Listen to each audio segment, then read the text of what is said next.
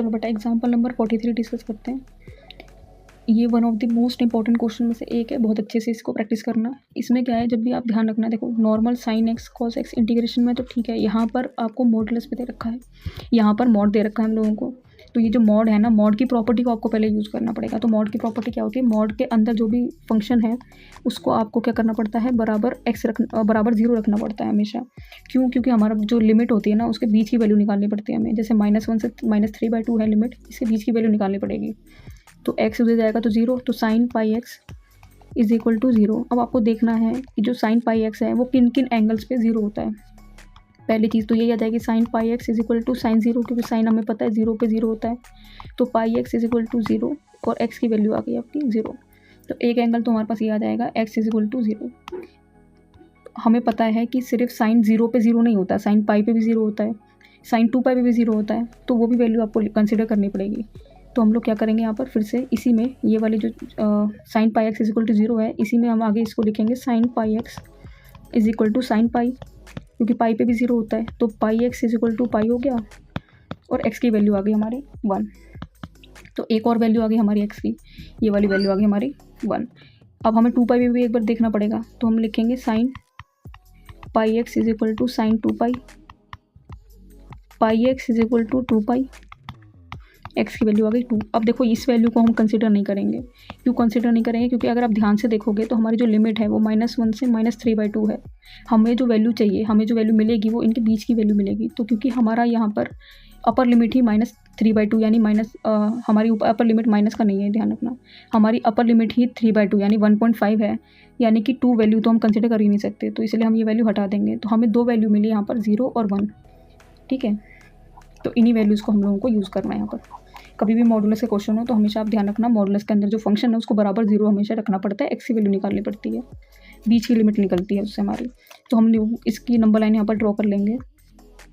तो हमें वैल्यू मिली, एक तो -1 थी, एक मिली 0, एक मिली 1 और एक हो गया आपका 3/2। ठीक है, ये वैल्यूज़ हमें मिली। अब हमें चेक करना है कि इन इंटरवल में से कहाँ पर हमारा जो फंक्शन है वो पॉजिटिव होगा, कहाँ पर नेगेटिव होगा। तो अब आपको क्या करना पड़ेगा, इनके बीच की वैल्यू लेनी पड़ेगी।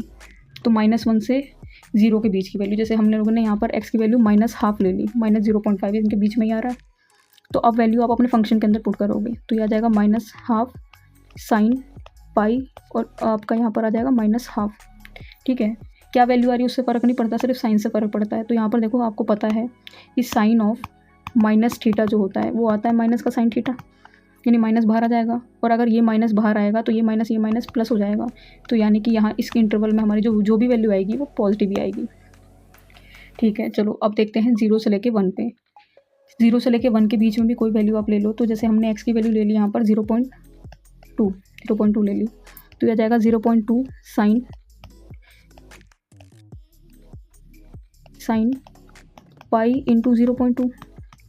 अब पाई का मतलब होता है 180, तो 0.2 साइन 180 इंटू 0.2, पॉइंट हटा दिया यहाँ पर 10, तो इससे ये कैंसिल। तो यह आ जाएगा 0.2 साइन 36 यानी फर्स्ट क्वाड्रेंट के अंदर वैसे भी साइन की वैल्यू पॉजिटिव होती है, तो ये भी आपका इंटरवल पॉजिटिव आ गया।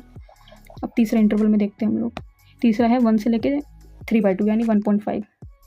तो 1 से लेके 1.5 के बीच में मान लो x की वैल्यू हमने 1.2 ले ली, 1.2 इसके बीच में ही आ रही है।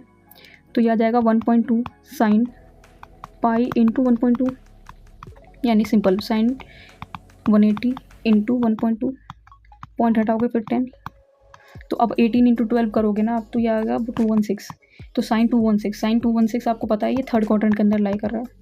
ठीक है, थर्ड क्वाड्रेंट के अंदर लाई कर रहा है और थर्ड क्वाड्रेंट 10 का होता है, इसलिए यहाँ पर नेगेटिव वैल्यू आएगी, यानी इस इंटरवल में हमारा जो फंक्शन है वो नेगेटिव होगा। सिर्फ पॉजिटिव नेगेटिव देखना था। अब आप देखोगे तो इस यहाँ पर -1 से लेके 1 इस पूरे इंटरवल में पॉजिटिव है, तो इसको हम एक लिमिट ले लेते हैं। तो हम लोगों ने यहाँ पर वही करा है, हम लोगों ने यहाँ पर -1 से 1 लिया, हमारा फंक्शन यहाँ पर पॉजिटिव है, और फिर 1 से लेके 3/2 लिया, यहाँ पर हमारा फंक्शन नेगेटिव है। ठीक है, तो इस तरीके से हम लोगों ने यहाँ पर इसको वैल्यू ली है। अब हम लोगों को इसको इंटीग्रेट करना है। अब आप ध्यान से देखो तो इंटीग्रेशन इसका थोड़ा टाइम लगाएगा, काफ़ी ज़्यादा टाइम लगता है इसमें। तो हम लोग क्या करेंगे, जो इंटीग्रेशन आप समझना, जो इंटीग्रेशन इस वाली टर्म का आएगा वही इसका आएगा, बस बीच में माइनस है और लिमिट्स का फ़र्क आएगा जो भी है। तो हमने पहले इसको इनडेफिनेट समझ के, हमने पहले सोचा इसको इनडेफिनेट समझ के हम इसको सॉल्व कर देते हैं पहले, बाद में लिमिट डाल देंगे। तो यहाँ पर अगर आप ध्यान से देखोगे तो यहाँ पर x है और साइन पाई x है, तो यहाँ पर by parts integration by part से ही होगा ये सॉल्व। तो ये आपका साइन x फर्स्ट फंक्शन, ये सेकंड फंक्शन। तो इस तरीके से हम लोग क्या करेंगे, बिना लिमिट के पहले सॉल्व करके देख रहे हैं। तो ये फर्स्ट फंक्शन, ये सेकंड फंक्शन, तो इसे बाय पार्ट्स लगाया तो इस तरीके से आएगा।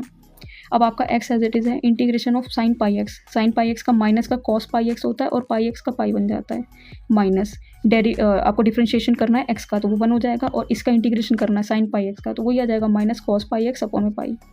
ठीक है, अब ये बड़ा वाला इंटीग्रेशन रहता है इसका, तो ये माइनस और ये माइनस आपका प्लस बन जाएगा, और 1 अपॉन में पाई को आप बाहर निकाल दो, तो ये बच गया हमारे पास। कॉस पाई x का इंटीग्रेशन करोगे तो साइन पाई x अपॉन में पाई हो जाएगा। तो ये आपका सॉल्व करने के बाद ये आया हमारा आंसर। ठीक है, जो आंसर इस वाली टर्म का आएगा वही आंसर इस वाली टर्म का आएगा। तो इंटीग्रेट करने के बाद हमने इसको ऐसे लिख दिया, और लिमिट्स अभी एज इट इज़ है, लिमिट्स में हमने कुछ नहीं करा। अब हम क्या करेंगे, इसको इतने वाले को पहले सॉल्व कर रही हूँ मैं, इसको बाद में करूँगी, क्योंकि आपको पता है पहले अपर लिमिट डालनी पड़ेगी सब में, फिर माइनस, फिर लोअर लिमिट डालनी पड़ेगी। तो इतना पहले सॉल्व कर रही हूँ, उसको ध्यान से देखना, और बाद में इसको सॉल्व करेंगे। तो यहाँ पर हमने क्या किया, जहाँ जहाँ x है वहाँ पहले 1 डाल दिया, और फिर माइनस करके जहाँ जहाँ x है वहाँ पर -1 डाला है। तो इस तरीके से आ गया आपका। अब आप देखोगे साइन पाई की वैल्यू वो -1 होती है, सॉरी कॉस पाई की वैल्यू देखोगे तो वो -1 होती है, और साइन पाई 0 होता है। ये माइनस माइनस प्लस हो गया, और कॉस ऑफ माइनस थीटा, आपको पता है कॉस ऑफ माइनस थीटा जो होता है वो कॉस थीटा हो जाता है, पॉजिटिव हो जाता है, तो ये हो गया। और साइन ऑफ माइनस थीटा जो होता है वो माइनस बाहर आ जाता है, तो कॉस पाई फिर से -1, तो साइन पाई 0। तो बचा क्या यहाँ पर बच गया हमारा 1 अपॉन में पाई, बीच में माइनस है, और माइनस का 1 अपॉन में पाई बचा, तो ये माइनस माइनस प्लस हो गया। इन दोनों को प्लस करेंगे तो ये आ गया, यानी कि हमने इतना जो सॉल्व करा है upper limit minus lower limit करके, उसका आंसर आ गया 2 अपॉन में पाई। अब हम इस दूसरे वाले को सॉल्व करेंगे, इस वाले की, मतलब जहाँ जहाँ x से पहले वहाँ 3/2 डालेंगे अपर लिमिट, फिर माइनस, फिर लोअर लिमिट। तो ये रहा, ये हमारा आ गया। यहाँ पर देखो जहाँ जहाँ x था वहाँ हमने पहले अपर लिमिट डाल दी, फिर माइनस, फिर लोअर लिमिट डाल दी। तो देखो ये आ जाए, ये माइनस का 3/2 है, कॉस 3/2, कॉस 3/2 आपका 0 ही होता है, तो ये 0 हो गया। साइन 3/2, साइन 3/2 होता है -1, तो यहाँ पर -1 आ गया अपॉन पाई स्क्वायर। ठीक है, ये बाहर माइनस, फिर से कॉस पाई आपका -1 होता है, तो ये दोनों ऐसे इंटू में आ गया, और साइन पाई 0 होता है, तो ये 0 आ गया। इस तरीके से हमारा बचा क्या, यहाँ पर देखोगे प्लस माइनस माइनस करके, तो ये माइनस का 1 अपॉन में पाई स्क्वायर बचा, और ये प्लस बन गया, पर फिर यहाँ माइनस से इंटू होकर तो ये माइनस का ये बचा। ठीक है, तो इतना हमारा है सेकंड पार्ट का आंसर। अब क्योंकि हमें इनको दोनों को साथ में लिख के बीच में माइनस करना था, तो इसका आंसर ये रहा माइनस, ये वाला आंसर हमारा, क्योंकि इसको ब्रैकेट में आप ढंग से डाल देना, ब्रैकेट में कर दिया हमने इसको। अब माइनस माइनस अंदर इंटू करेंगे तो ये नेगेटिव पॉजिटिव, और ये नेगेटिव भी पॉजिटिव। तो अब इसमें सॉल्व क्या हो सकता है, 2 अपॉन पाई और 1 अपॉन पाई, 3 अपॉन पाई बन सकते हैं, ये तो एज इट इज़ है। बस ये इसका सोल्यूशन है।